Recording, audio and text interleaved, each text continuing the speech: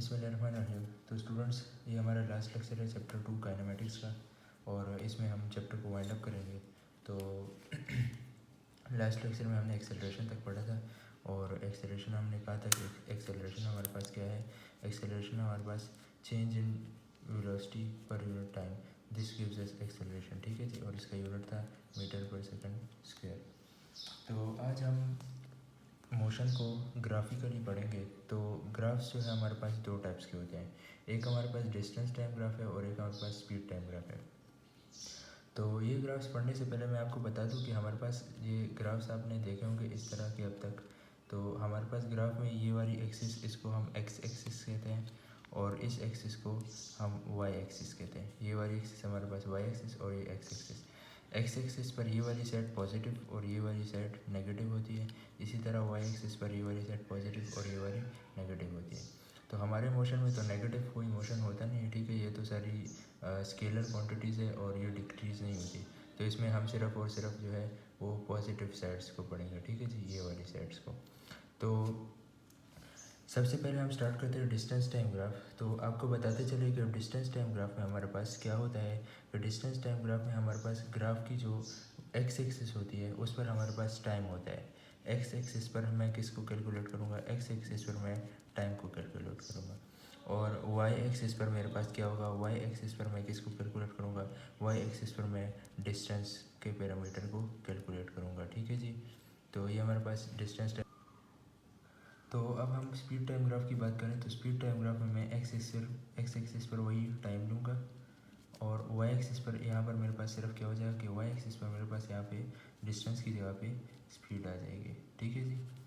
अब सबसे पहले मैं बात करता हूँ डिस्टेंस टाइम ग्राफ की। तो डिस्टेंस टाइम ग्राफ की हमारे पास डिस्टेंस जो होता है वो मैं मीटर्स में कैलकुलेट करता हूँ और टाइम में सेकंड्स में कैलकुलेट करता हूँ। अगर मैं अपने एक जर्नी की बात करूँ तो इसके लिए मैं अपने इंटरवल्स लगा देता हूँ। समझे कि ये पहले interval 50 metre, 100 metre, 150 metre, 200 metre, ठीक है। ये पहले 20 seconds, 40 seconds, 60 seconds, 80 seconds and 100 seconds, ठीक है। एक इंटरवल में मेरे पास 20 सेकंड्स का है। अब यहाँ पर देखें कि मैं एक गाड़ी है, उसने मोशन स्टार्ट किया 0.0 से। पहले मोशन स्टार्ट करते वक्त हमारे पास पता है कि उसने कोई डिस्टेंस ट्रेवल नहीं किया होता। तो उसने कोई डिस्टेंस ट्रेवल नहीं किया, समझे कि पॉइंट ए से मेरे पास एक कार मोशन स्टार्ट कर रही है, ठीक है जी, और वो जा रही है पॉइंट बी तक, ठीक है। तो पॉइंट बी तक जा रही है और यहाँ से यहाँ तक का डिस्टेंस वो 200 मीटर ट्रेवल कर रही है, ठीक है जी। और 200 मीटर ट्रेवल कर रही है वो। तो हम अब इस टाइम ट्रेवल को देखें कि स्टार्ट में उसने 0 मीटर डिस्टेंस ट्रेवल किया था। तो स्टार्ट में यहाँ से लूँगा और हमारी स्टॉप वॉच ऑन हो गई, ठीक है जी। तो उसने क्या किया कि पहले 40 सेकंड्स के अंदर उसने 100 मीटर्स का डिस्टेंस ट्रेवल किया। पहले 40 सेकंड्स के अंदर उसने 100 मीटर्स का डिस्टेंस ट्रेवल कर लिया, ठीक है जी। उसके बाद वो 20 सेकंड्स तक रुकी रही। अब 20 सेकंड्स तक अगर वो रुकी रही तो मज़ीद 20 सेकंड्स ये है, यहाँ तक अगर वो रुकी रही तो यहाँ तक तो हमारे पास डिस्टेंस कुछ कवर नहीं हुआ। जितना 100 तक कवर हुआ इससे ऊपर लाइन नहीं जाएगी, क्योंकि मज़ीद डिस्टेंस उसने इन 20 सेकंड में कवर नहीं किया। तो ये लाइन बिल्कुल स्ट्रेट आएगी, ठीक है जी। उसके बाद उसने दोबारा नेक्स्ट 40 सेकंड्स के अंदर उसने 200 जो डिस्टेंस था 200 कंप्लीट करा। मतलब नेक्स्ट 40 सेकंड्स के अंदर उसने मज़ीद 100 मीटर डिस्टेंस कवर कर लिया, ठीक है जी। तो 100 मीटर यहाँ पर हो गया मेरा डिस्टेंस, 100 मीटर मेरा इस इंटरवल में और 100 मीटर इस इंटरवल में, और यहाँ पे मेरे पास 0 मीटर डिस्टेंस। तो यहाँ देखिए, अगर आप यहाँ गौर करें तो यहाँ इस स्टेट में यहाँ पर वो रुकी हुई थी, यहाँ पर वो किस कंडीशन में थी, रेस्ट में थी। यहाँ पर वो रेस्ट में थी और यहाँ पर वो डिस्टेंस ट्रेवल कर रही थी और यहाँ पर वो डिस्टेंस ट्रेवल कर रही थी। तो एक पॉइंट मैं आपको बता दूँ कि अगर डिस्टेंस टाइम ग्राफ में आपकी अगर मोशन की लाइन पैरेलल हो एक्स एक्सिस के, अगर आपकी मोशन एक पॉइंट पर पैरेलल हो एक्स एक्सिस के, तो उस पॉइंट पर आपकी ऑब्जेक्ट होगा रेस्ट पे।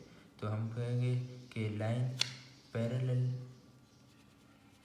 To X axis represents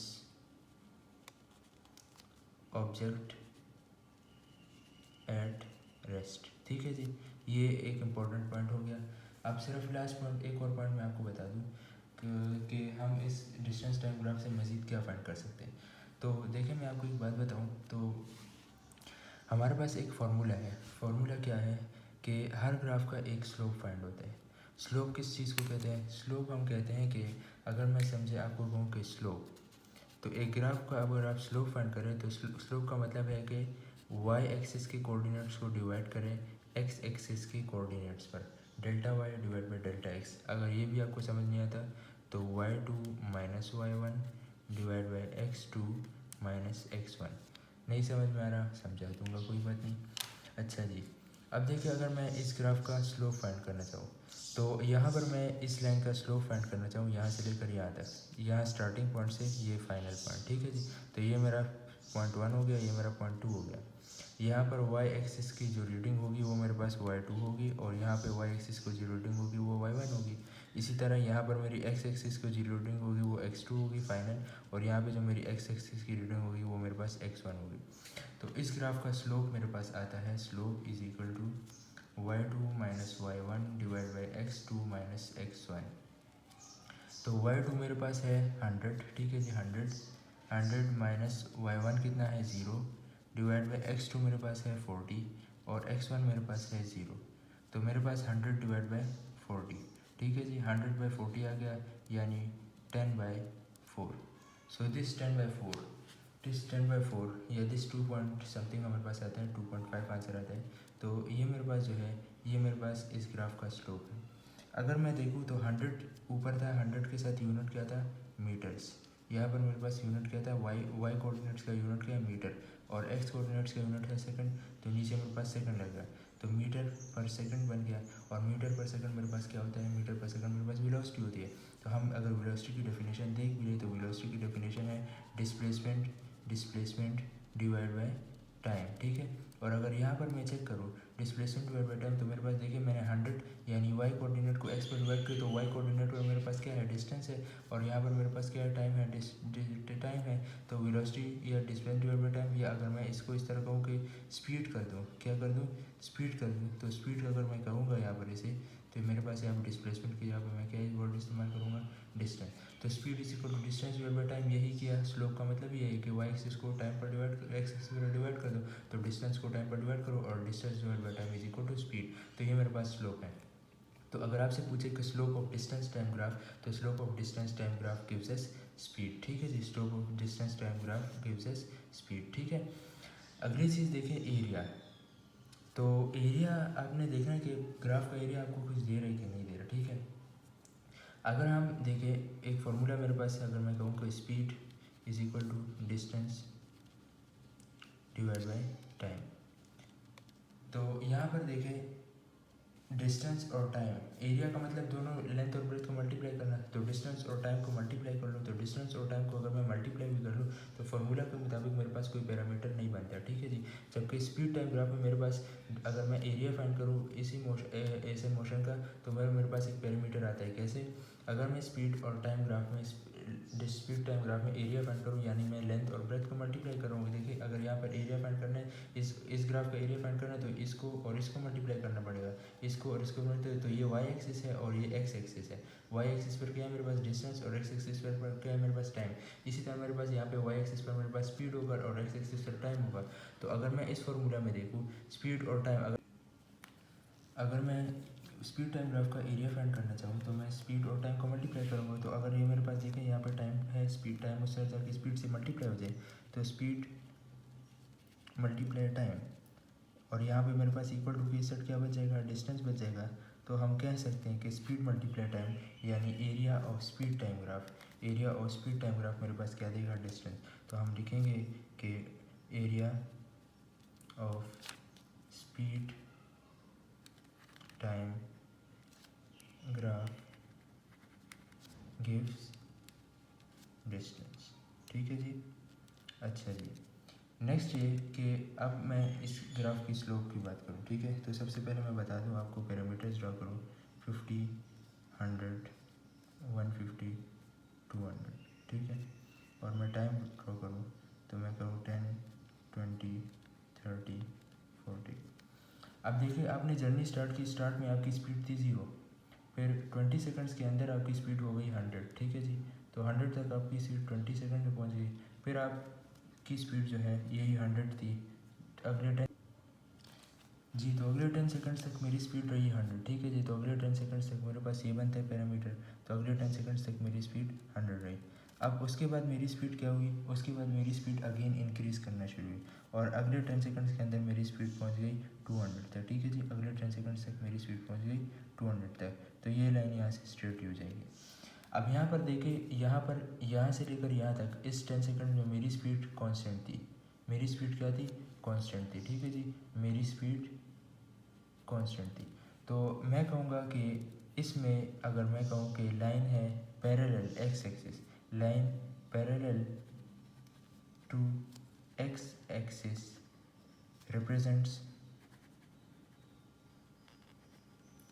constant या यूनिफॉर्म, कांस्टेंट या यूनिफॉर्म वेलोसिटी या स्पीड, जबकि मेरे पास डिस्टेंस टाइम ग्राफ में line parallel to X axis represents rest, ठीक है ना। अच्छा जी, अब इसी का स्लोप फाइंड करें।